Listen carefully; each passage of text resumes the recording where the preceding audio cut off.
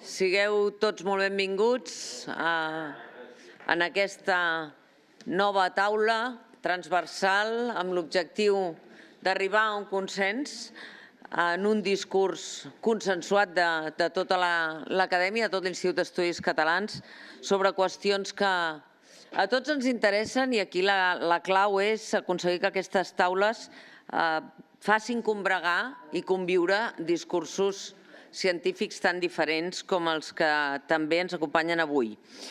La doctora Rosa Maria Badia, doctora en Informàtica per la Universitat Politècnica de Catalunya, cap del grup Workflows and Distributed Computing del Barcelona Computing Center. La seva investigació ha contribuït a models de programació paral·lels per computació distribuïda, fent propostes per facilitar la programació de sistemes tan complexos com ho són els supercomputadors. Els resultats de la recerca de Rosa Maria Badia s'han aplicat a diverses àrees, com la bioinformàtica, la computació urgent en catàstrofes naturals o l'astronomia. El grup de recerca que lidera ha estat molt actiu en projectes europeus i en contractes amb empresa. Entre els premis que ha rebut trobem el Premi Donatic, categoria Acadèmia Investigador, i l'any 2023 es va incorporar com a membre de l'Institut d'Estudis Catalans. El doctor Josep Olesti és doctor en Filosofia per la Universitat Autònoma de Barcelona, on també va ser-ne professor. Des del 92 és professor titular de Filosofia a la Universitat de Girona. S'ha dedicat especialment a la filosofia de l'època moderna, els principals autors de la qual ha dedicat estudis: Hobbes, Descartes, Spinoza, Bayle, Leibniz, Kant. Ha traduït al català Le Nouveau Essai sur l'entendement humain, no sé si ho estic dient bé, però ja em corregiràs, i Le discours de métaphysique i la monologie de Leibniz també, així com l'ètica de Spinoza. És membre numerari també de l'Institut, com sabeu. Jaume Bertran Petit, per tant, esteu veient la varietat de perfils que tenim en aquesta taula. És catedràtic emèrit de Biologia de la Universitat Pompeu Fabra, on ha estat catedràtic des de l'any 99 del Departament MELIS, Medical and Life Science. Va ser catedràtic a la Universitat de Barcelona, també. El doctor Bertran Petit, els camps de recerca on ha treballat són entorn de l'estudi i la comprensió de la diversitat del genoma dins de la visió de la biologia evolutiva. És expert en genoma humà. També ha treballat en altres espècies i darrerament en el microbioma. Ha publicat més de 300 articles científics indexats. Degà, que ho va ser i va ser rector de Política Científica de la Pompeu Fabra, fundador de l'Institut de Biologia Evolutiva, director de l'ICREA durant més de 8 anys, membre de l'Institut, també de la Reial Acadèmia de Ciències i Arts de Barcelona, de l'Acadèmia Europea, on és director del Barcelona Knowledge Hub, i té diversos premis de recerca, entre els quals el reconeixement de doctor honoris causa per la Universitat Paul Sabatier de Toulouse l'any 2018. I ja no sé què més dir de tots vosaltres perquè no acabaríem. Aquí l'objectiu que tenim un objectiu que és abordar la relació entre informació i coneixement des dels diversos àmbits. Jo només us diré que em va fer molta il·lusió quan el president de la meva secció, el doctor Jaume Guillamet, em va proposar de moderar aquesta taula perquè en el discurs meu de recepció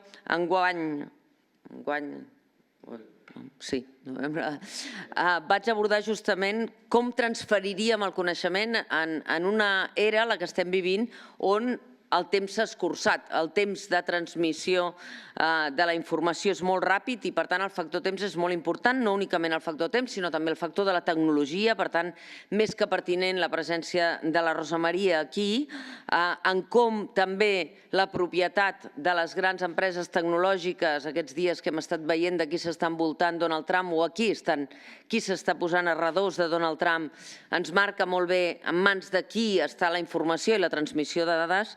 I, per tant, totes aquestes qüestions personalment i intel·lectualment m'interessen molt. Com farem aquesta taula perquè realment sigui útil a l'objectiu global que s'ha marcat l'Institut d'Estudis Catalans? Doncs farem una primera ronda, ells tres faran una primera intervenció amb la seva perspectiva i després anirem plantejant-los qüestions per transversalitzar els arguments.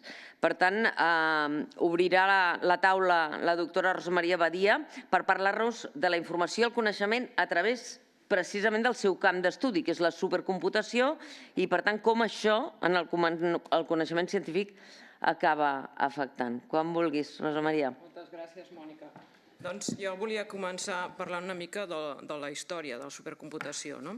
Els primers supercomputadors anomenats com a tal van aparèixer als anys 60 del segle passat i eren computadors molt exclusius, molt potents, però incloïen un nombre molt reduït de processadors. Tenien un o dos. Aquest tipus de processadors, per exemple el Cray One, que era un dels primers supercomputadors, en deien vectorials. Vectorial vol dir que processa amb una sola instrucció moltes dades a la vegada. I una mica era l'estratègia de dissenyar els processadors a aquesta etapa inicial. Un altre tipus d'arquitectura, que en diem de computadors, era la dels processadors sistòlics, que en aquest cas tenien molts processadors, de 500 a 1.000 processadors, que operaven sobre un bit, tots fent la mateixa operació. També hi havia les màquines anomenades les Connection Machine, que a Barcelona en vam tenir dues, dels dos tipus, un convex, que era vectorial, i una Connection Machine, que encara es poden veure al museu del BSC aquí a Barcelona. Aquests supercomputadors per què es creen? Es creen per investigació científica i aplicacions governamentals. Quines aplicacions trobem? Doncs predicció meteorològica, perquè la simulació de patrons atmosfèrics complexos requereix molts càlculs. Enginyeria aeroespacial, per dissenyar avions i naus espacials, i el disseny i anàlisi dels quals requereix molts càlculs també. Simulació molecular, on es simulen reaccions químiques, estructures moleculars, i llavors venen les governamentals, recerca en armes nuclears, estudiant els efectes de la detonació i dissenyant noves armes, no ens equivoquem, als Estats Units això encara es fa, o la criptografia, per exemple, per trencar codis i xifratges complexos, inicialment a la Guerra Freda, això era un tema molt important. Llavors, això va ser els primers màquines. A partir d'aquestes primeres màquines, els supercomputadors van anar incorporant de manera moderada més processadors, però encara un nombre petit, de 8 a 16, i seguint sent arquitectures molt especialitzades. I no és fins als finals dels 90 que, clar, això és molt costós tenir que dissenyar arquitectures especialitzades, van començar a fer servir processadors dels que diem ja més de mercat. És a dir, un supercomputador passa a ser una màquina que té molts processadors, però d'un processador que potser pot equipar el teu ordinador personal. Potser no és exactament el mateix, potser és la gamma alta o té un accelerador especial, però clar, això ja redueix molt el cost d'aquest supercomputador, dintre que segueix sent una cosa molt cara. Des de l'any 2004, degut a l'itinerari que vam tenir a l'UPC, col·laborant en temes de paral·lelisme i supercomputació, es va iniciar el Centre de Supercomputació, el BSC, i tenim des de llavors el Mare Nostrum com a supercomputador insígnia, que hem tingut des de l'1, i ara tenim el 5, que és l'actual, que es va inaugurar ara fa poc. És important aquí remarcar que aquests ordinadors han sigut sempre per donar servei a la ciència. Després parlaré de les àrees. Ara mateix el Mare Nostrum 5 és el més potent d'Espanya, el cinquè més potent d'Europa, i dona servei a una comunitat molt important de científics. I està plenament dedicat a generar coneixement. Aquesta és una mica la que volia transmetre. Es gestiona a través de la xarxa espanyola de supercomputació, la RES, que rep peticions dels científics en diferents àrees d'investigació i es donen llavors accés a la màquina avaluant les propostes. Cada quadrimestre, s'obre una convocatòria, es reparteix més de 430 milions d'hores de computació als científics que ho demanin. I això més o menys representa donar accés a uns 160 projectes liderats per un investigador principal, però clar, no donem accés només a l'investigador, també el grup d'investigació té dret a tenir accés al supercomputador. En quines àrees donem accés? Doncs en ciències de la Terra, per exemple, per entendre i predir el canvi climàtic, en l'astrofísica, per entendre la formació de l'univers, ciències de la vida, per desxifrar i entendre la biologia dels genomes, en enginyeria en general, per simular avions o tot sencer, potser una ala d'un avió, matemàtiques, en química.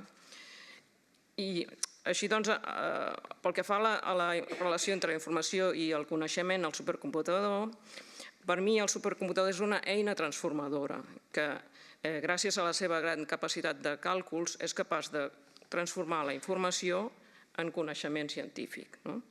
I fins ara ha sigut necessari l'expertesa dels humans per interpretar els resultats, validant el que generava el supercomputador. Dic fins ara, potser més tard podem iterar en aquesta idea.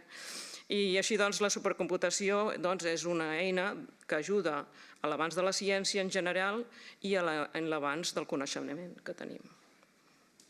Meravellosa. Puc fer dues preguntes ràpides? Sí. Ràpides, Qualsevol et diu que no.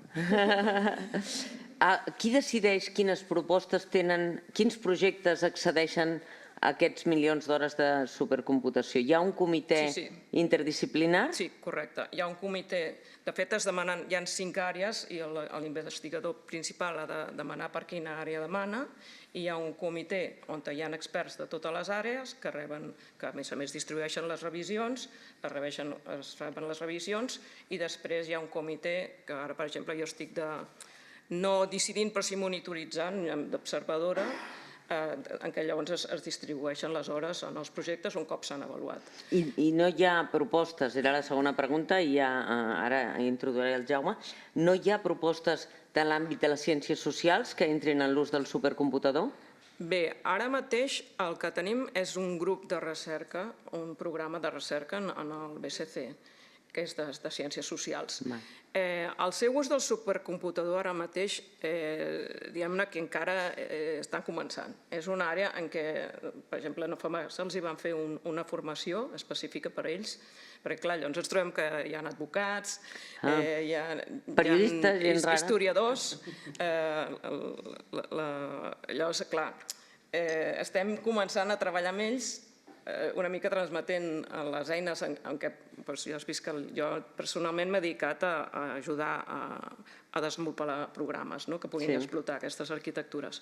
Doncs una mica és això, ara veure com poden fer servir aquestes eines per a aquests objectius més de ciències socials.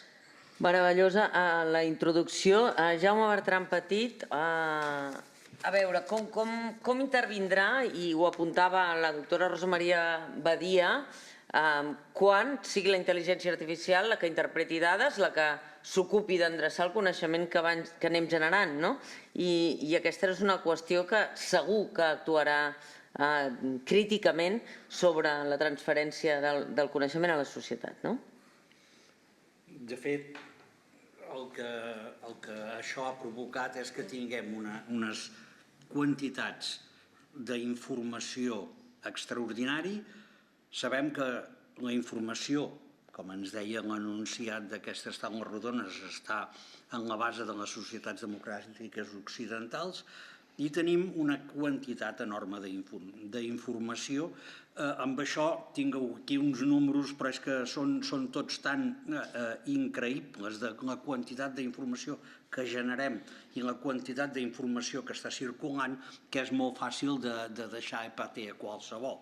És a dir, que són números d'aquests que estan fora ens costa molt tenir una bona comprensió de la quantitat tan enorme de dades que generem i de la quantitat tan increïble de dades que estan circulant. Per exemple, si guardéssim la informació que circula per internet en un any, doncs necessitaríem de l'ordre de 5.000 milions de discs durs d'un terabyte. Coses d'aquestes que l'únic que fan és fer-nos pensar que realment estem en uns números que són uns números molt difícils de gestionar, molt difícils d'entendre i molt difícils de copsar. Llavors, què vol dir? Que tenim una quantitat enorme d'informació, que tenim una quantitat enorme de circulació d'aquesta informació. Llavors, davant d'això, què podem fer? Tenim 3 opcions. Seguim fent i nosaltres seguim menjant el trosset del formatge que ens ve de gust, que és el que moltes vegades fem, de dir, no, jo dintre del meu camp reduït ja vaig fent, encara me n'entero de quins són els avenços que hi ha o de les coses que hi ha, i per tant, això en direm seguir com els vells temps. Tindríem una segona opció, que hi tornaré més endavant, no en aquesta ronda, que seria l'opció negacionista. Perquè una de les coses que m'interessarà més explorar és si els negacionistes sorgeixen d'aquest accés d'informació, accés de coneixement i, per tant, això ha portat a una negació de partida de treballar o de voler-ho assumir.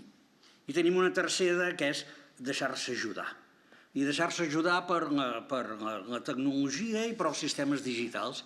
És a dir, aquesta tercera proposta seria la proposta de fer servir intel·ligència artificial i en concret la intel·ligència artificial generativa que, vulguem o no, en aquests moments només té un nom o té un gran nom que és el ChatGPT, però que en té molts altres.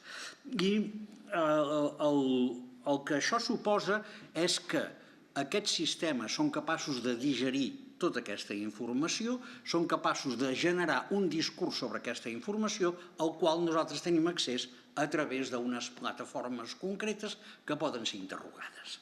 Llavors, quins són els avantatges i quins són els inconvenients d'això? Quines oportunitats ens dona?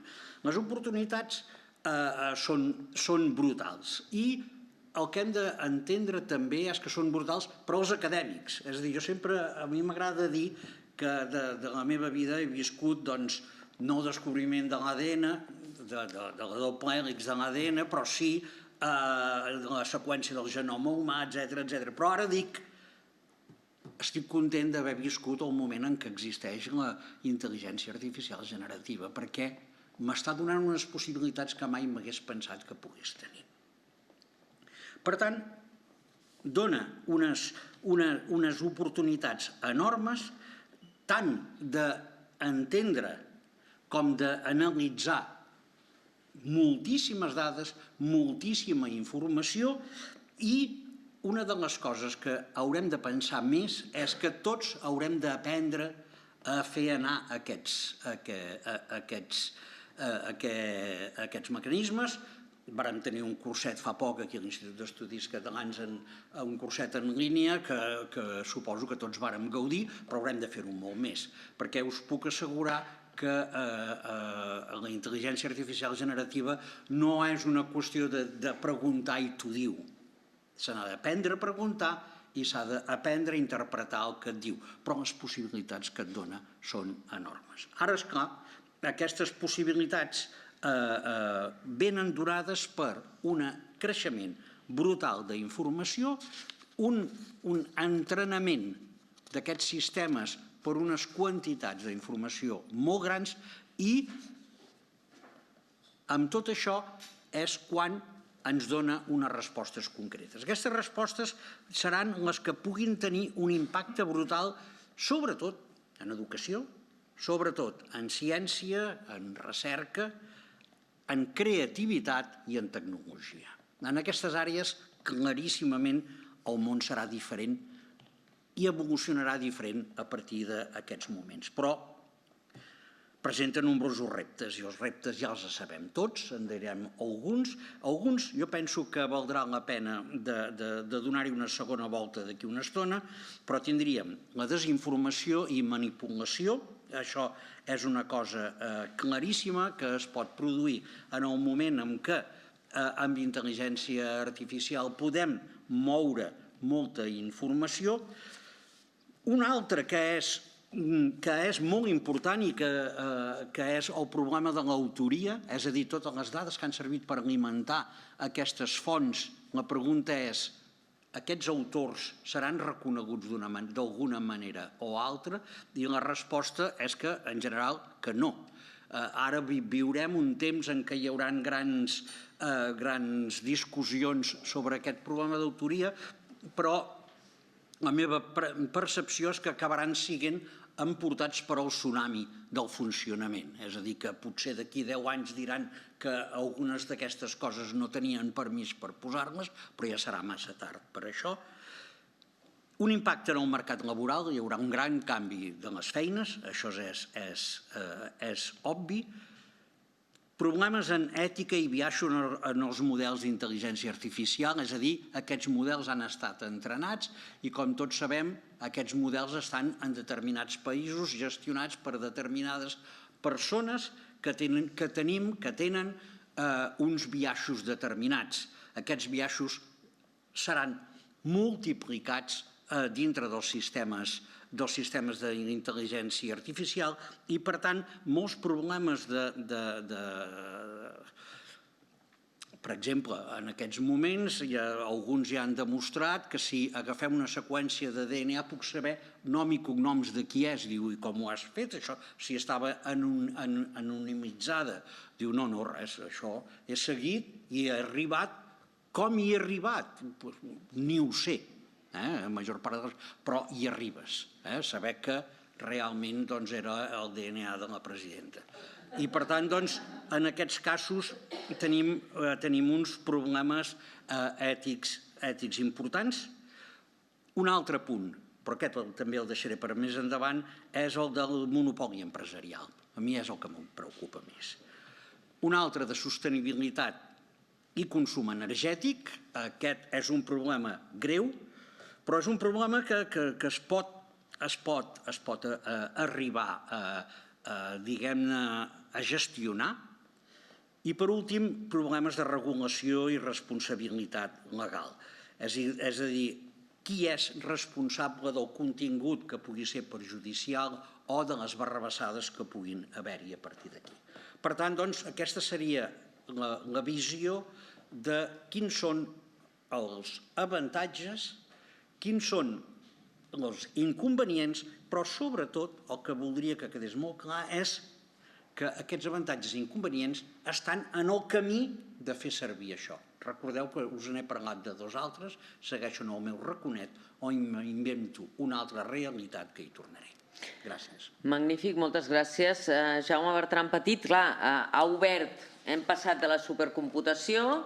És important que fem l'esforç tots i hem de transversalitzar els continguts i no quedi aïllat, de fer aquest esforç, que és el que ens demana l'Institut, d'anar lligant mentalment tot el que va sorgint. I la Rosa Maria ens deia la supercomputació generadora de coneixement per àrees específiques amb l'accés de tot el món acadèmic a poder desenvolupar amb més velocitat i amb molta més eficiència les dades i la informació.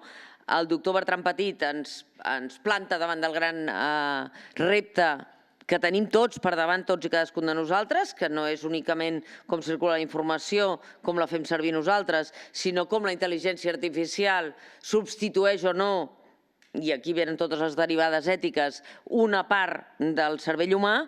I ara, en l'àmbit filosòfic, en el doctor Josep Olesti li preguntem com garantirem que en aquest món d'informació i coneixement el pensament crític de la humanitat es mantingui per damunt de criteris que estan governant les dades i la informació, com són l'eficiència i la capacitat del sistema.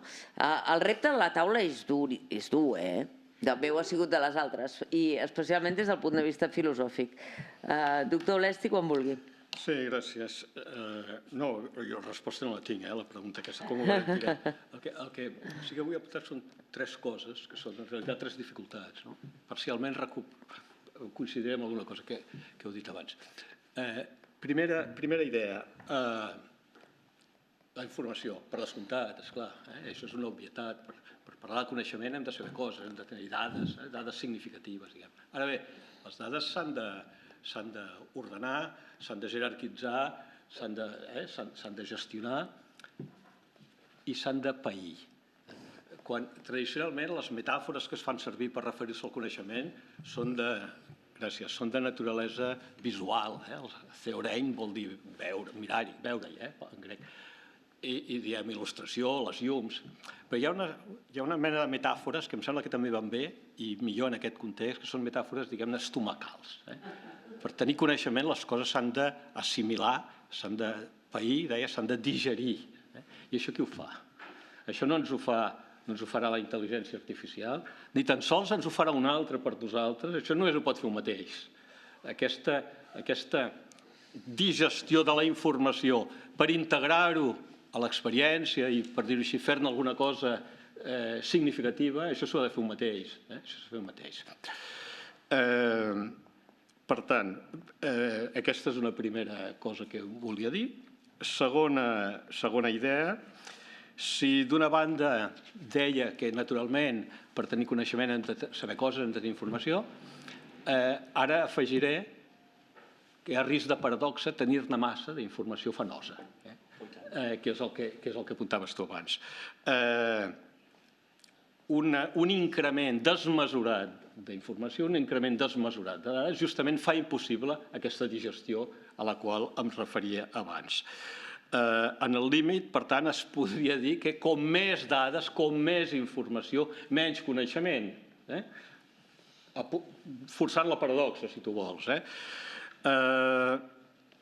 Hi havia un erudit del segle XVII, que va ser secretari personal del cardenal Richelieu i del cardenal Mazarin, que es deia Gabriel Naudet, que va escriure un llibret que es deia Consells per dresser, per erigir una biblioteca. I donava una sèrie de màximes. Una màxima que donava era que pensi que ha de fer una biblioteca. Està l'origen d'ell de la biblioteca Mazarina. Una màxima era, diu, pensar que no hi ha cap llibre tan dolent que no pugui ser bo per algú algun dia. Doncs bé, aquesta màxima, que al segle XVII, a 200 anys de Gutenberg, per dir-ho així, podia ser un somni, no sé si realitzable, però podia ser un somni, al segle XXI és un malson. Al segle XXI és un malson. Ara, el 24 hem celebrat aquí també el tricentenari del naixement de Kant. Kant va morir l'any 1804. Doncs l'any 1804, l'any de la seva mort, hi havia més de 3.000 estudis sobre la filosofia kantiana. Us imagineu els que hi deu haver ara? Soc incapaç de comptar-ho, però centenars de milers, esclar. I esclar, i això qui ho llegirà? Perquè al capdavall es tracta d'això. Es tracta de llegir-ho, de digerir-ho, de treure'n algun fruit valuós.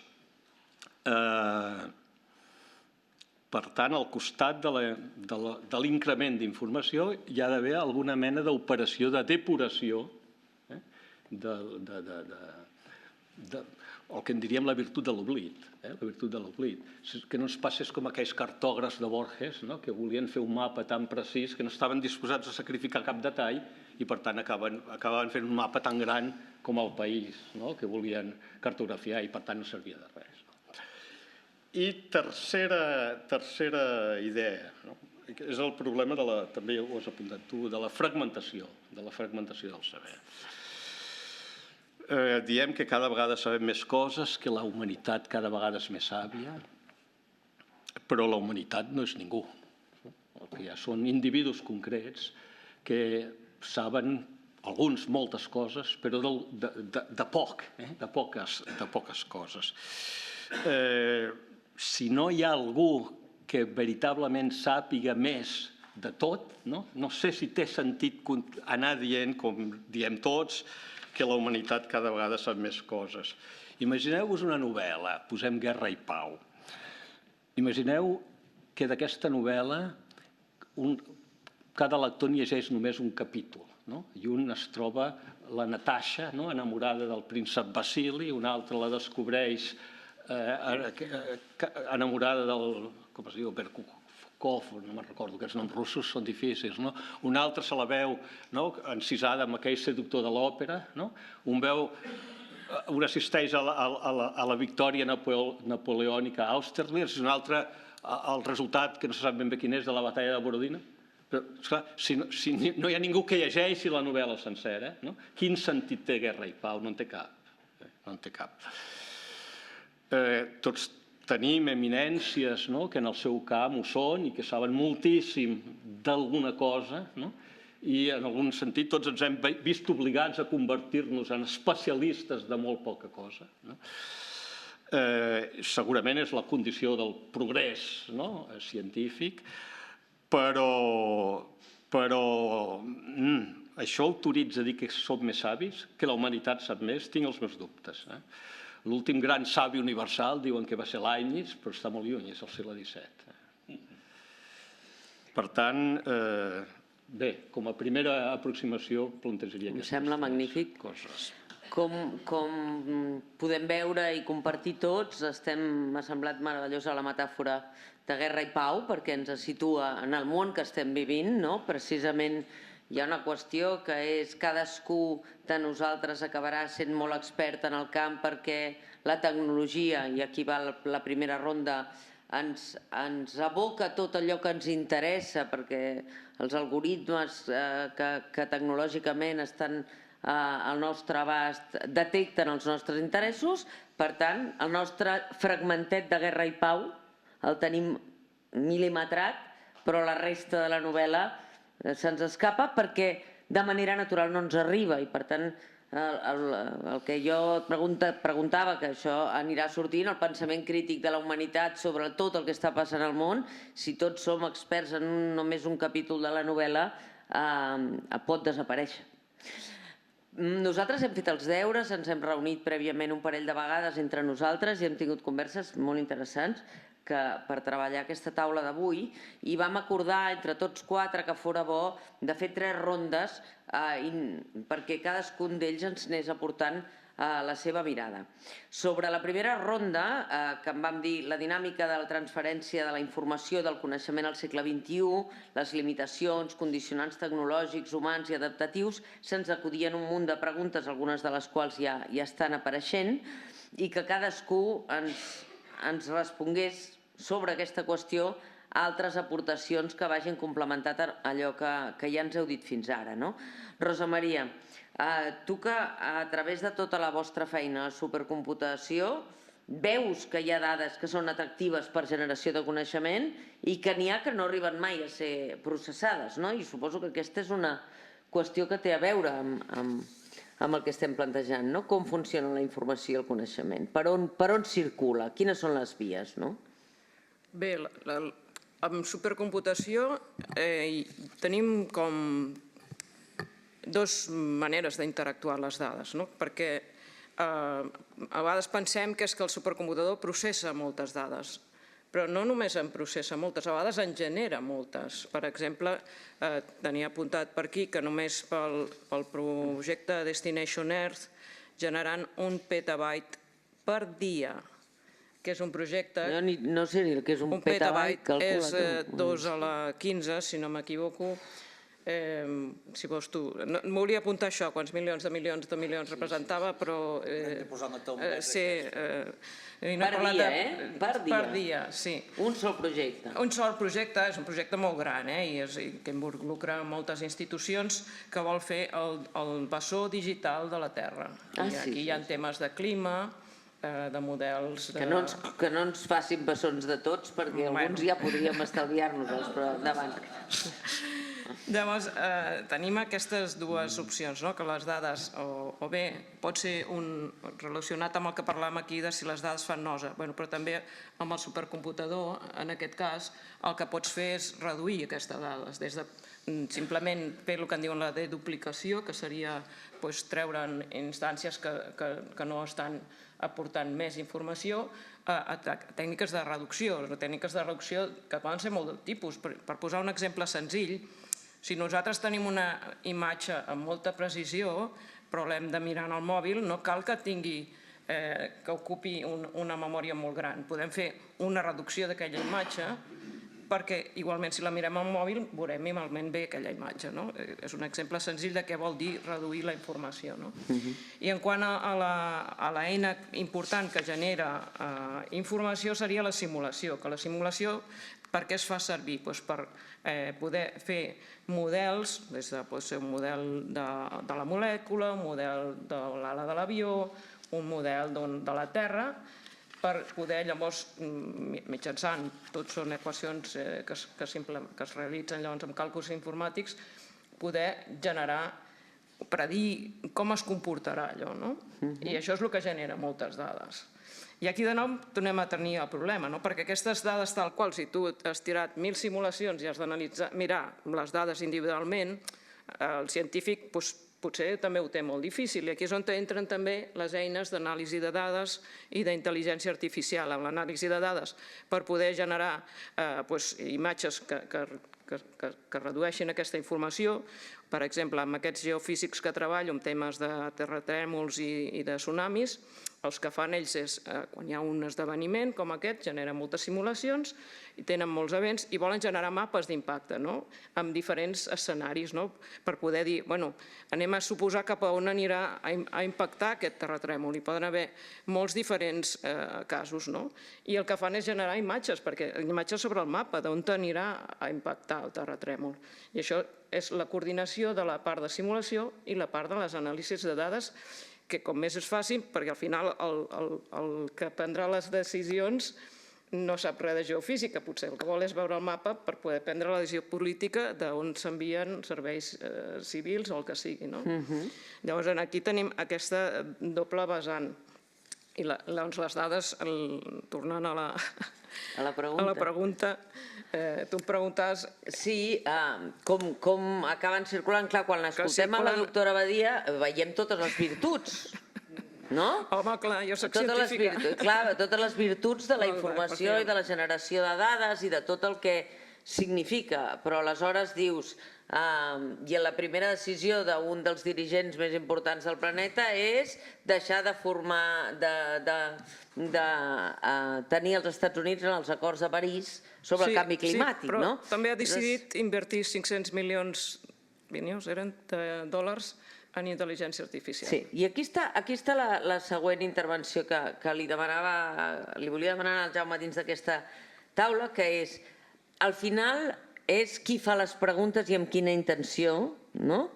Perquè s'inverteix en intel·ligència artificial, lògicament, no tenir cap dubte que ho faria, perquè lògicament al darrere té les tecnològiques que els interessa molt que això avanci, però al final és qui prendrà les decisions sobre com es fan, sobre com funciona la intel·ligència artificial generativa i si l'ésser humà quedarà en algun moment al costat, no sé si al marge, de la formulació de les preguntes, perquè la intel·ligència artificial generativa pot arribar a fer les preguntes ella mateixa.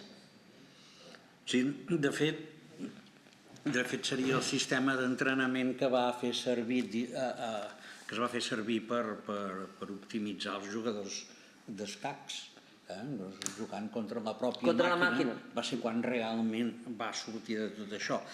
Hi ha un canvi que hauríem de plantejar amb això extraordinàriament diferent, i és que tots hem viscut, els que estem aquí, perquè som grandets, el naixement d'internet i com això, diguem-ne, està a tot arreu, no? És a dir, la cosa que diem, si caigués internet ara, què passaria, no? I fixeu-vos que el punt essencial és que internet va sorgir, bàsicament, des d'instàncies públiques. Inicialment els primers serien una mica una cosa de defensa dels Estats Units, ràpidament va anar cap al CERN i el CERN és on es va desenvolupar d'una manera més clara. La idea és que internet ha sigut una cosa totalment lliure, sense constriccions o poques constriccions. A on estarem a partir d'ara? Doncs estarem en un pol oposat d'això. O sigui, el que tenim és que tenim les grans corporacions, bàsicament Google, OpenAI i Meta, els tres, només tres, que són els amos de pràcticament tots els sistemes que hi ha, que són els únics que tenen la capacitat de tenir un magatzem d'informació suficientment gran com per entrenar els seus algoritmes i, per tant, diguem-ne, no pot ser que com passa a internet de dir jo em posaré un node de l'Institut d'Estudis Catalans. No, l'Institut d'Estudis Catalans no tindrà la seva intel·ligència artificial, deixem-se de punyetes, perquè no tindrà material per entrenar-la. I, per tant, doncs, aquí hi ha un monopoli extraordinari. Quines implicacions pot tenir això? No ho sabem. No ho sabem, però les podem pensar una mica, i realment aquest control i propietat sobre la informació que s'entra, els algoritmes d'entrenament i després els algoritmes de processament de la intel·ligència artificial per contestar-te a tu la pregunta. Per tant, els tres passos aquests, fixeu-vos que no és només sobre les dades, això és una cosa molt important, que les dades tenen propietari que són aquests tres, que han agafat tot internet i l'han abocat allà, han agafat totes les biblioteques, les han abocat allà, tots els papers que publiquem estan tots allà. Us aconsello molt que feu servir, quan feu servir el ChatGPT, feu servir l'acadèmic, perquè n'hi ha un que és acadèmic i llavors amb l'acadèmic et diu en la línia de la pàgina d'on t'ha tret aquella informació, de tots els papers, els té tots, i tu li pots preguntar, hi ha algú que hagi demostrat que, qualsevol, vull dir, és que me'n faig un tip de demanar-li aquest tipus de coses,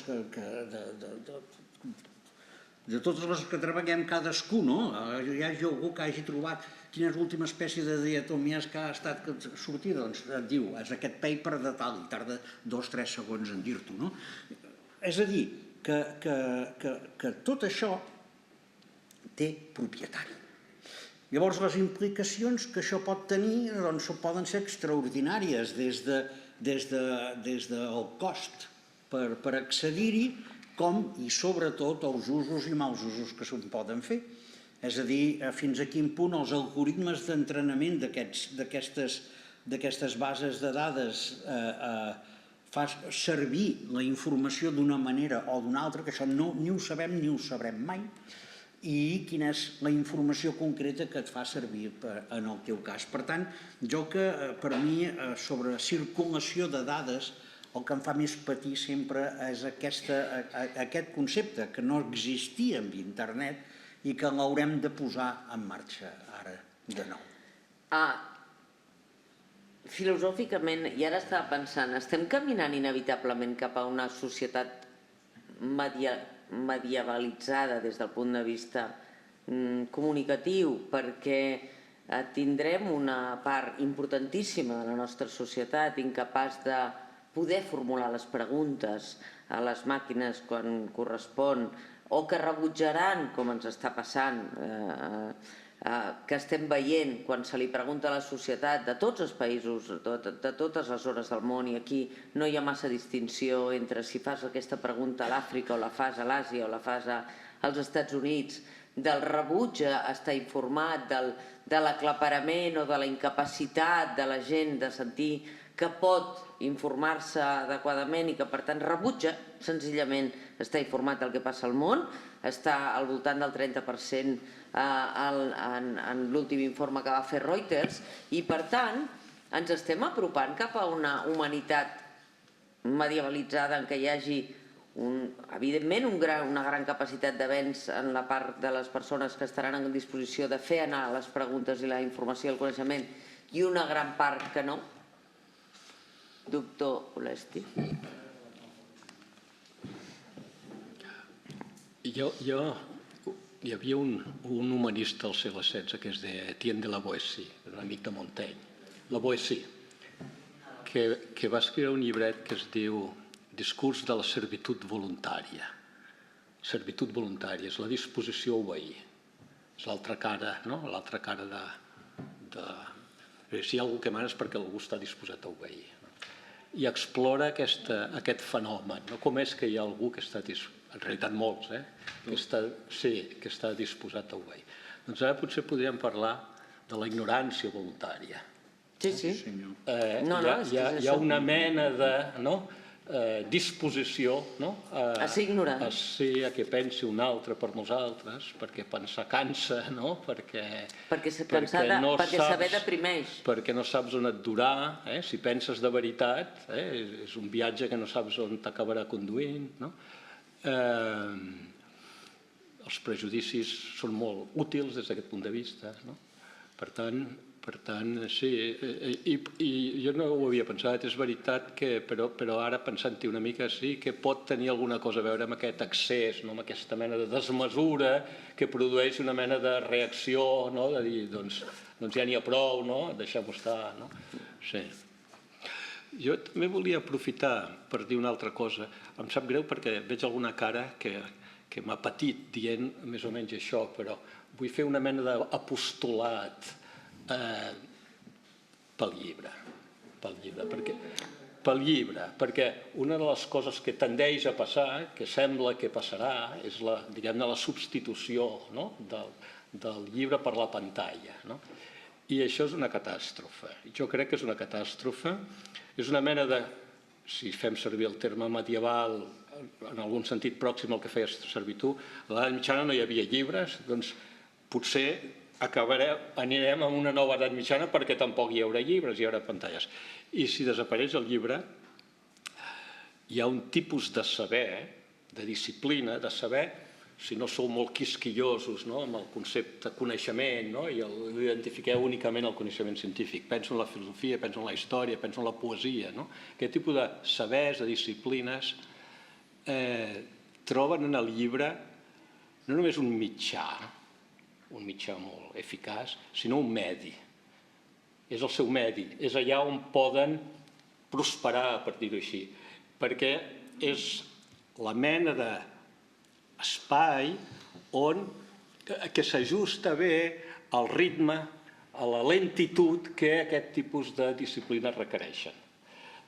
Naturalment, la pantalla pot fer de llibre, podem llegir a la pantalla i podem escriure a la pantalla, però quan fem això, estem forçant un mitjà que està pensat per un medi diferent, l'estem forçant i el que tendirà a passar, em sembla, el que tendeix a passar és que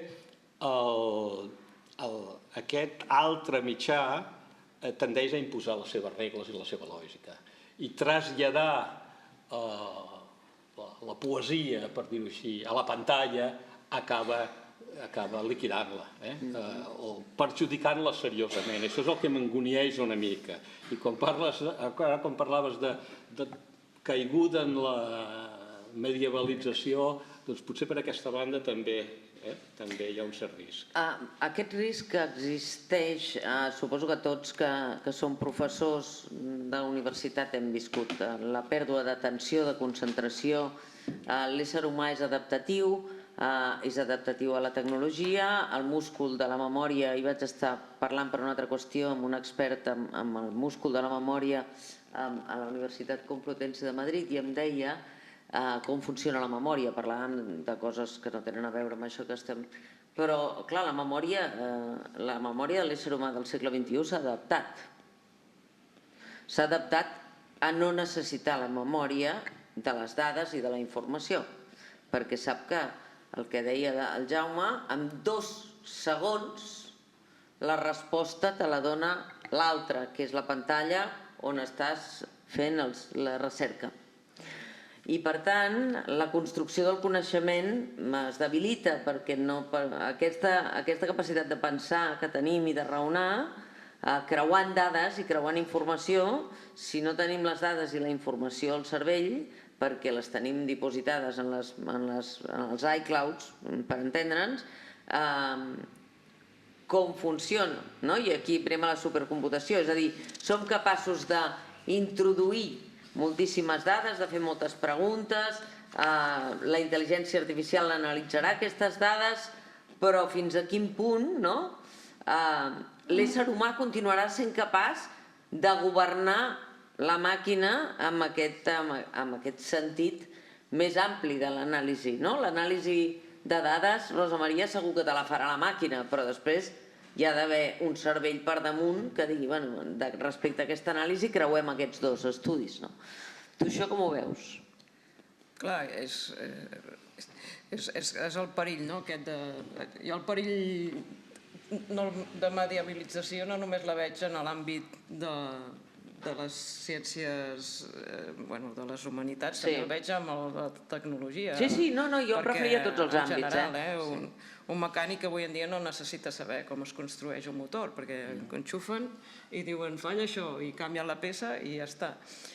Llavors, però en el meu àmbit, jo, pensant en positiu, penso que el que fem és avançar.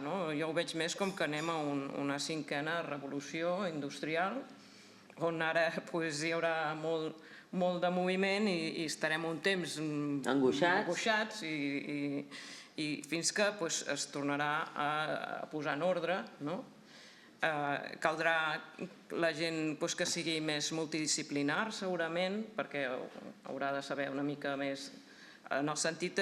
Abans dèieu que eren molt experts en una sola cosa, però també jo penso que s'està aprenent a fer servir la tecnologia, potser perquè s'ha facilitat el seu ús, no? Però no hi ha, o sigui, sí que hi ha una bretxa digital, però qui s'hi posa pot fer servir la tecnologia per un final que no és tecnològic, no?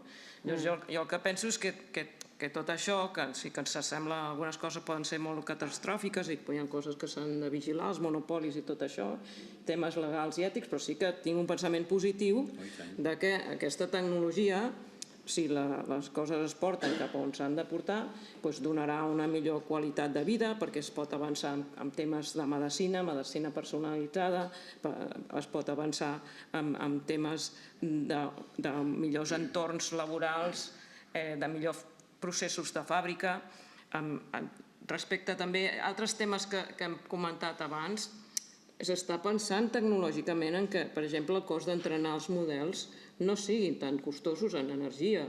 Han reduït 10 vegades, des del primer GPT, el segon van reduir 10 vegades l'energia que van necessitar. O sigui que la tecnologia avança en totes les direccions, no només en les dolentes. Llavors, jo tendeixo a pensar que això pot arribar a bon port, que no després d'una mica de moguda.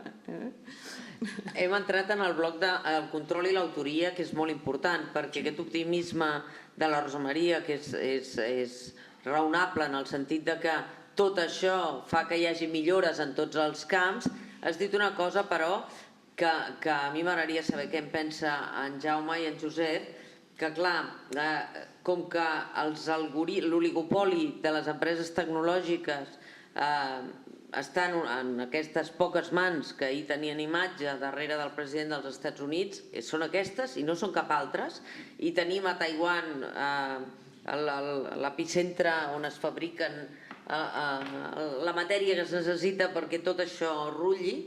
Aquí la qüestió és si els algoritmes, els criteris i les prioritats de rendibilitat i d'eficiència governen aquesta tecnologia, aquesta multidisciplinarietat que deia la Rosa Maria possible en la humanitat serà molt difícil, perquè la màquina, per treure't rendiment, t'enviarà allò que a tu et sigui fàcil de produir i de consumir.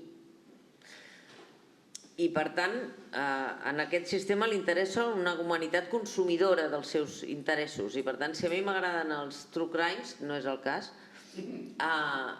l'algoritme m'envia informació de true crime, o si m'interessa els documentals de religió, me n'envia tot el dia. I no me n'envia de microchips, que no en tinc ni idea i em convindria molt. Per què no ho busques? No, per què no? No. Però clar, si la meva activitat professional em porta a fer ús de les eines tecnològiques en el sentit dels meus interessos, les màquines em continuaran enviant tot allò que fa referència als meus interessos professionals. I això ens porta als capítols de Guerra i Pau. Ens porta allà, no?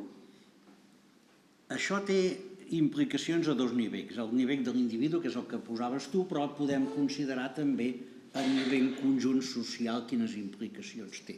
I com que ja havíem parlat d'aquest tipus de pregunta, jo l'he intentat contestar des de dos llocs diferents. Un, que és una mica raro, no el coneixia, però ara el coneixo bé, és que hi ha una consultora que es diu Accenture, que suposo que molts coneixeu, no? Que estudia les tendències emergents cada any.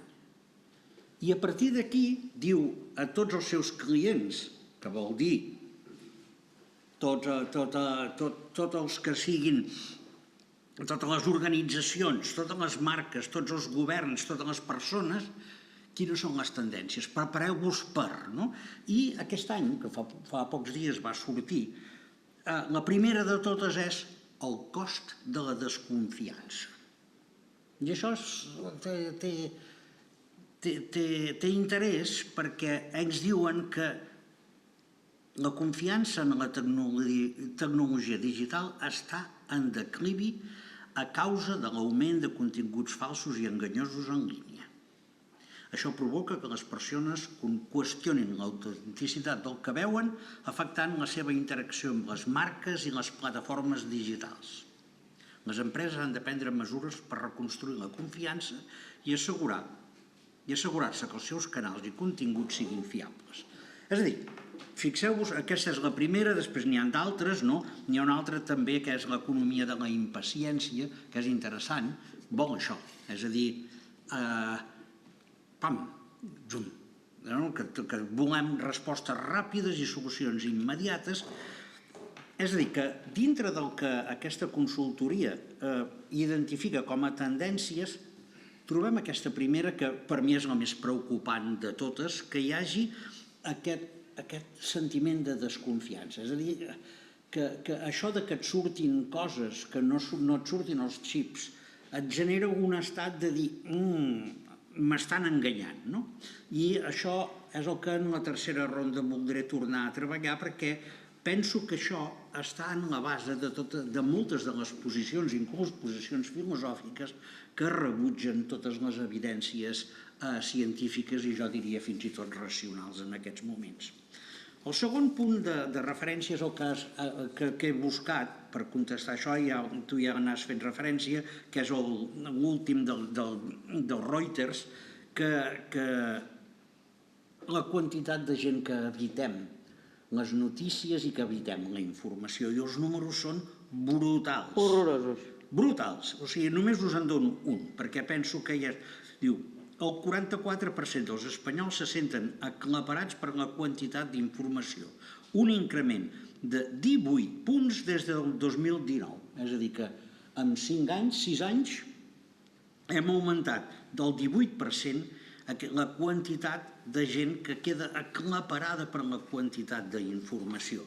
Per tant, el que ens diu és que hi ha una tendència molt gran a que volem limitar la nostra exposició a la informació. I penso que això és un punt essencial per entendre quin impacte tindrà això, no ja a nivell acadèmic, com hem parlat abans, sinó ja a nivell social. Clar, això ens porta i ens torna a en Josep, perquè això que ara en Jaume Bertran Petit deia sobre la confiança, jo sempre he pensat, les relacions humanes pivoten sobre la confiança. Nosaltres quatre avui sabíem que seríem aquí, que si passava alguna cosa, però que tots quatre havíem consensuat una manera de fer això per generar un bé, no? Esperem, en positiu.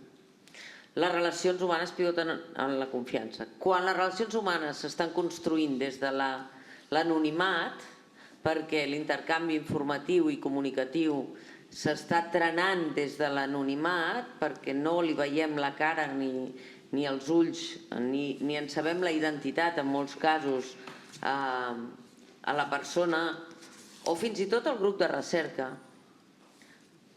perquè això afecta també les relacions entre a nivell macroinstitucional, comencem a estar governats per una desconfiança que posa en dubte tot allò que fem.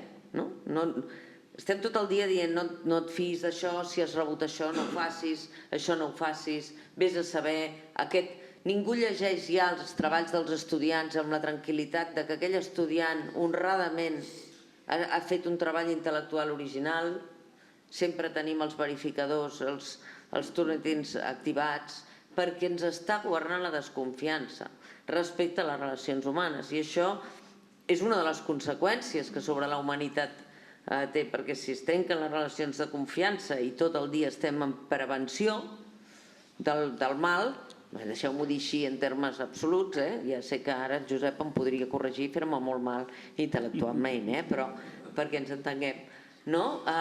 Canvia del tot la manera com tindrem de funcionar, no? Sí, perquè hi ha una cosa curiosa. T'apropo el micròfon. Sí. D'acord, gràcies.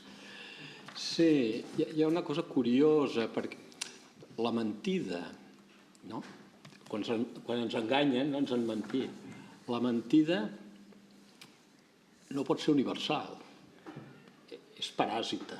És paràsita, pressuposa la veritat. És a dir, ens enganyen perquè d'entrada, espontàniament, pensem que ens diuen la veritat. No es pot viure en la falsedat. Igual com, ara potser diré alguna cosa que algú s'alarmarà, algun filòleg que hi ha per aquí, oi? Igual que el llenguatge és afirmatiu. Quan dius una cosa la poses, i si després vols dir que no hi és, has d'afegir una partícula o canviar l'entonació o alguna cosa així. El llenguatge és afirmatiu. El llenguatge, el pensament, és veraç, tendencialment. De manera que quan resulta que això no és així, quan ens enreden, es mina el fonament mateix del llenguatge i de la comunicació. Això, efectivament, la impressió que fa és que està passant. Per què fa de mal dir? Té alguna cosa a veure amb, naturalment, l'interès purament, no sé si purament, però eminentment econòmic d'aquests grans oligarques tecnològics que en diuen ara. I després hi ha una altra qüestió, que és la pèrdua de referents que subministrin criteris vàlids, és a dir, fiables, de confiança del que és valuós, també en l'ordre epistemològic, del que és vertader, però en tots els àmbits, que és bo i que és vell. És a dir, l'absència del que en diríem algun tipus de referència fiable sobre el que és valuós, això multiplica la desconfiança. Naturalment, aquesta referència després és susceptible de ser revisada, de ser criticada, però és bo que hi sigui. És bo que hi sigui perquè funciona com una brúixola que permet una certa orientació en aquest oceà d'informació, diguem-ne, que amenaça amb el caos. I després, tu a l'inici, Josep, i això entraria amb la complexitat de tot el que estem plantejant, tu a l'inici, en la teva intervenció inicial, has dit, clar, s'ha de pair, hem de digerir tot el que ens està passant, perquè si no tenim una bona digestió no hi pot haver coneixement. És a dir, hi ha transmissió i transfusió, podríem dir, de dades que circulen, però no necessàriament són coneixements si no les digerim. Però en paral·lel tot el sistema, i la Rosa Maria ho viu cada dia amb com se'n diuen, petabytes, que podrien ser substàncies sospitoses, però no. Aquí la clau està en la velocitat amb les que generen els petabytes. Per fer una bona digestió necessites temps. I en canvi tot el mecanisme, tot el que estem explicant, va en contra del temps. Aleshores, les conseqüències per la humanitat d'aquesta nova dinàmica d'informació i generació del coneixement, en la que el temps és allò que volem retallar per generar més ràpidament resultats, va en direcció contrària a la generació d'un coneixement col·lectiu que ens permeti tenir també referents fiables, tranquil·litat d'esperit per poder prendre les decisions, temps fiable, és a dir, no ens passa a l'Institut d'Estudis Catalans, potser no li passa tant, però qualsevol institució, la pressa per comunicar és terrible. Abans d'analitzar el que ha passat, necessitem comunicar-ho a xarxes perquè ja ho ha comunicat no sé quina entitat veïna que ha anat més ràpid que nosaltres. Llavors, no estem paint ni coses com la mort d'un company o d'una companya que ja l'hem difós a les xarxes i ja hem improvisat l'obituari en 5 minuts. Tot això tindrà conseqüències, i entro en l'últim bloc. Com fem compatible, Rosa Maria, aquesta rendibilitat que necessita el sistema, aquest servei a la societat que també ha de ser sostenible, diguéssim, amb aquesta necessitat de pair bé tot aquell coneixement que generem? Bé, jo és que estava intentant, ja hi havia pensat, però tornant-hi a pensar arrel de tot el que hem estat discutint. I En els àmbits científics el que estem fent és també endreçar les coses. Per exemple, es parla dels principis FAIR, escrit en anglès F-A-I-R, no? Que la F és de findability, sí, justos, però alhora cada lletra vol dir una cosa. La F és de findability, és a dir, que es pugui trobar, la A és d'accessibility, que es puguin accedir, i aquí volia fer un afegit a comentaris que hem dit abans de que les dades no són de ningú, que podien ser anònimes, però també la gent les està publicant amb identificadors, amb DOIs, que en diem, i amb llicències per protegir-les. Tu pots publicar unes dades, tenir un identificador de les dades i té una llicència per a aquesta dada. I això estem fent un esforç en l'àmbit científic. Després m'he quedat a la A, perdó.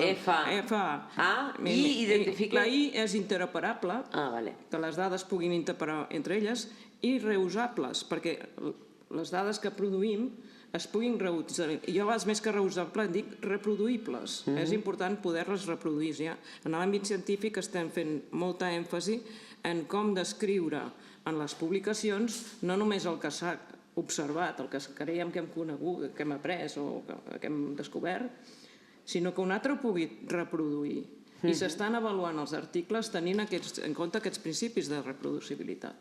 Llavors, una mica jo penso que, clar, potser no es pot fer per tota la informació que circula, però que hem d'anar una mica en aquesta direcció de poder endreçar les coses, que les dades puguin tenir llicències, que puguin tenir identificadors, totes les metadades de les dades.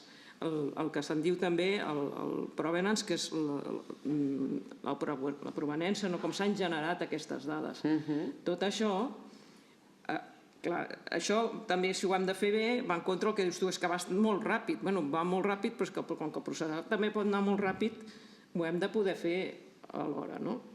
Llavors, jo penso que per evitar aquests problemes que d'alguna manera podem veure aquestes amenaces, hem de poder anar endreçant tots aquests temes d'algunes d'aquestes... I una pregunta, Rosa Maria. Tu creus que tota aquesta feina i aquest esforç que feu per fer les coses bé, que és obvi, està ben transferit aquest coneixement de com feu les coses i la raó per la qual les feu així a les institucions que poden prendre decisions? Tu has posat en valor les inversions en intel·ligència artificial.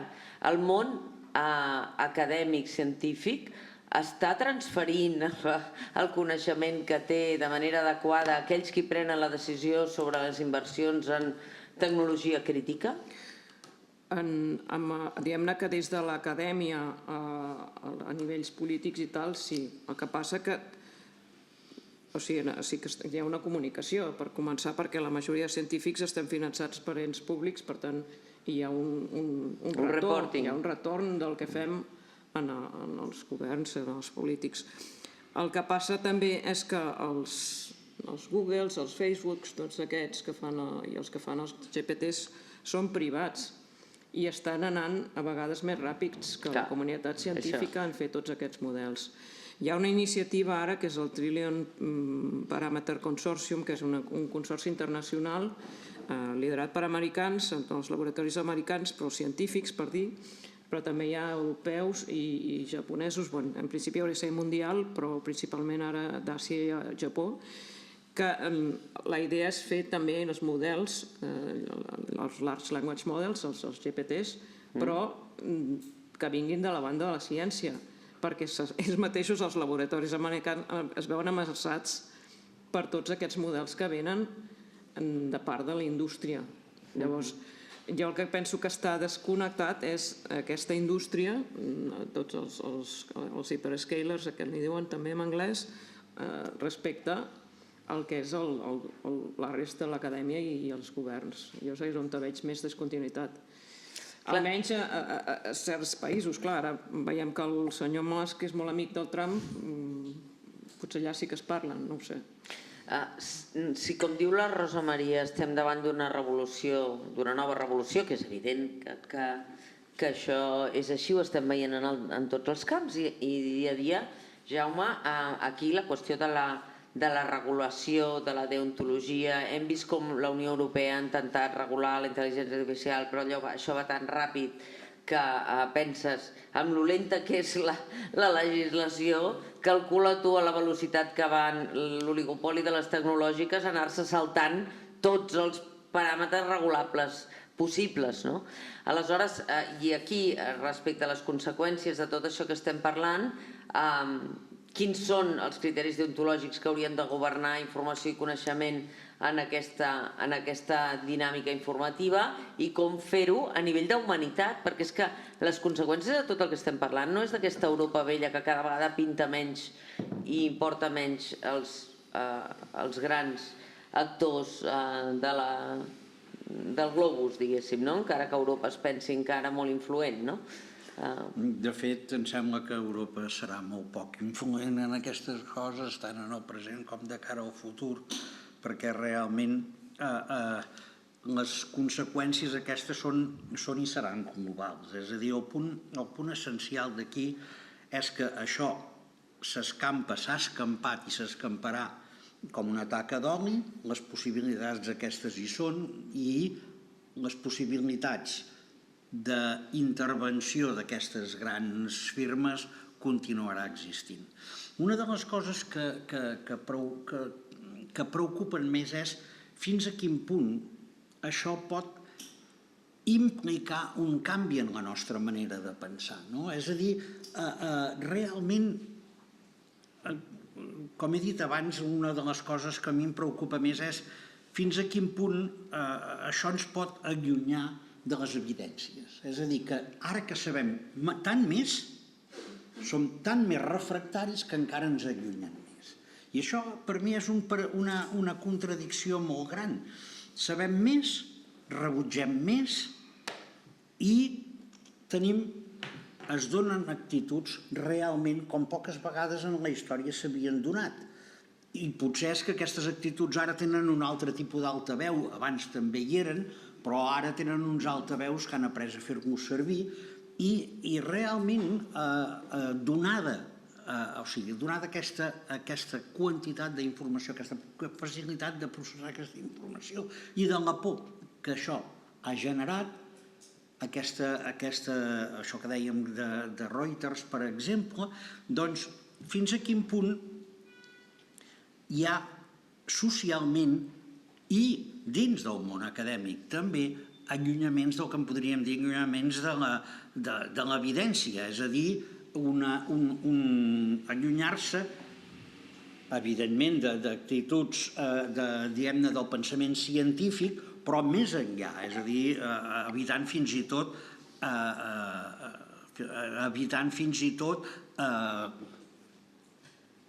l'acceptació d'evidències que són o que podríem prendre com a evidències clares. Aquí aniríem des dels terraplanistes, els negacionistes, els antivacunes i tantes altres d'aquests grups.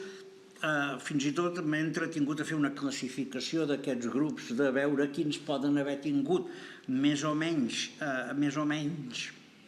efecte, perquè penso que tot això ve mediat d'alguna manera d'aquestes actituds socials que venen derivades d'aquest accés d'informació. És a dir, a part de pensaments irracionals, conspiracionals, etc., potser n'hi ha uns quants que són aquests pensaments, podríem dir, post-reals, això els agrada molt als del món del pensament i dogmàtics, és a dir, que hi ha hagut, que estem visquent en aquests moments un retorn cap a les construccions subjectives, com si no hi haguessin un territori objectiu on podem estudiar, sigui lingüística, sigui història, sigui periodisme, sigui computer science, sigui el que sigui. El que penso que amb això hi ha hagut una rebel·lió en contra d'aquest món objectivable i que ara, a més, està avançant en forma de tsunami i que això ha ajudat a que hi hagin aquestes posicions molt més toves amb tot el coneixement i que això està tinguent una permeabilització social d'una manera realment important. Això ha impregnat la filosofia, però ha impregnat molts altres. Jo a vegades, així dient-ho en broma, en dic el pensament CCCB d'això, en el sentit que estan premiant molt el pensament tou, el pensament, diguem-ne, els discursos més especulatius, els discursos més postmoderns no científics, i que qualsevol posició d'aquestes sigui igualment vàlida. Fins a quin punt aquest floriment d'aquest pensament està o no influït per aquesta avalanxa d'informació, jo no ho sé, però tinc la impressió que seria una resposta a això. Però segurament té a veure amb això que deies abans, és a dir, si estem generant una societat on els teixits de la confiança estan esquinçats, la percepció i la preocupació pel destí de la humanitat en el seu conjunt, per cadascun dels individus s'aprima, perquè si tu desconfies de tot el que et ve de fora, aquella implicació teva en el servei, en aquesta humanitat o en aquesta societat es va primant. Suposo que una pregunta que no us és aliena és que quan tu comparteixes una activitat que fas senzillament pel servei a la societat o a qualsevol activitat social que fem o cultural en el nostre àmbit, hi ha algú que et pregunta, però tot això què en treus?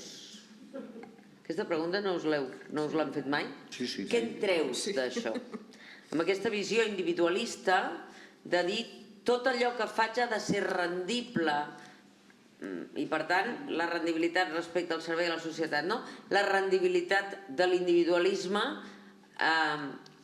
és per mi la victòria més clara del sistema capitalista, que és convertir a cada individu en un actor col·laboracionista del sistema, perquè és perfecte. Si tu només actues amb criteris de rendibilitat individual, el sistema és un engranatge magnífic i té peons que som tots nosaltres proveint-los de dades, de fotografies d'on mengem, on sopem, quina roba portem i cap on anem, no?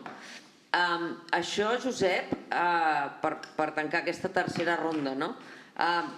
Pot fer que l'individu, allò que deies tu, que s'enriqueix a través d'un llibre d'assaig, de pensament, de poesia, aquell individu que té en el llibre que tu enyores, hauries d'estar enyorant perquè està, malgrat que se'n publiquen molts, se'n llegeixen, jo penso, menys dels que es publiquen, aquell individu està senzillament mutant cap a altres medis per un criteri de rendibilitat individual als llocs on pot treure un profit immediat amb un temps curt per profit propi i, per tant, no està alimentant aquesta...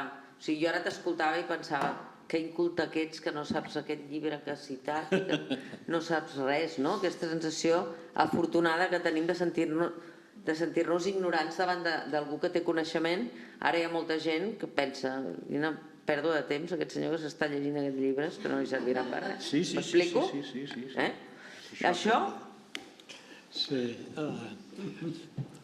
Sí, servir, en el sentit que ho dius tu, de ser útil, té alguna cosa a veure en estar al servei de, és a dir, ser serf. Hi ha disciplines que no serveixen de res, però aquí està la gràcia, diguéssim, perquè de vegades les coses importants de la vida efectivament no serveixen de res, no? I hi ha una mena de sabers, jo deia abans, que són d'aquesta naturalesa, i que sí que és veritat que fa una mica d'angúnia pensar si seran, diguem-ne, encolits, és veritat. Però què em permetràs ficar cullerada en el que deia abans el Jaume? Perquè a mi també m'inquieta això que deies. Només tinc una discrepància amb l'ús pejoratiu que has fet de l'adjectiu especulatiu. M'ha semblat. Però efectivament, és alarmant trobar per tot arreu aquesta mena d'equivalència entre el que pensa un genetista, diguem-ne, respectat, o el primer replegat, no?, que diu el que li sembla i que apareixen, no?, perquè tot és superficial, en el mateix nivell, no?, perquè hi ha molta quantitat, i deia abans jo, em sembla que té a veure amb això, i no hi ha criteris per decidir què és valuós o no. I després hi ha una cosa que ha fet molt de mal, que és la idea, és pensar que tot és opinable. No, tothom pot opinar, però sobre allò que és opinable. Hi ha coses que no són opinables, hi ha coses que són objecte de coneixement, i sobre el que és objecte de coneixement o hi ha saber o hi ha ignorància, però no hi ha opinió. Sobre el teorema de Pitàgores no hi ha opinió. Què pots opinar sobre el teorema? No, o el coneixes o no el coneixes. I ja està.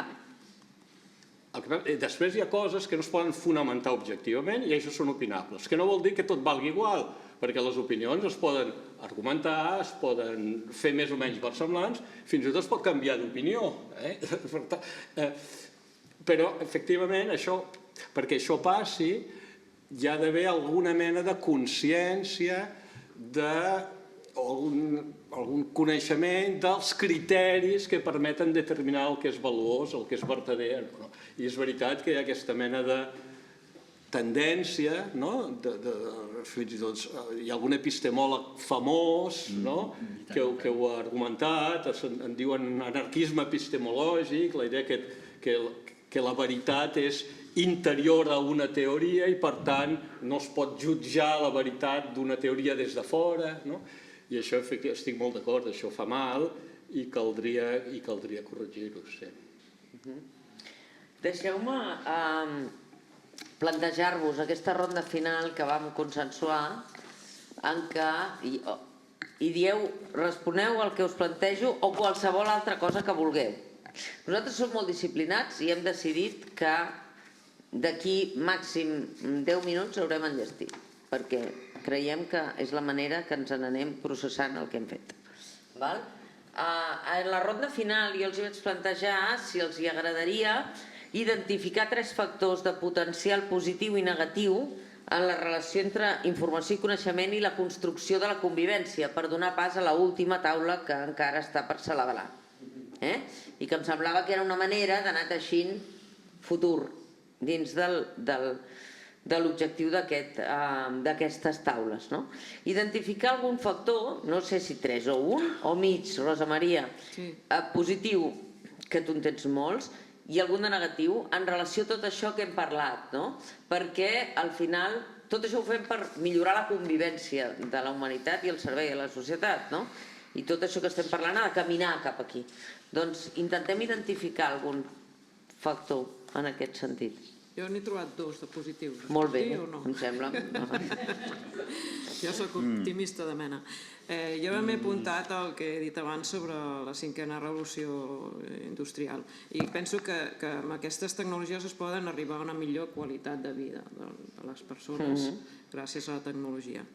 I una que es veu com a negativa, però jo la veig com a positiva, la possibilitat d'accés a la informació per part de la societat. Jo crec que hi ha la informació que es publica és accessible per tothom. Fa uns anys això no era possible, no tothom tenia accés als llibres.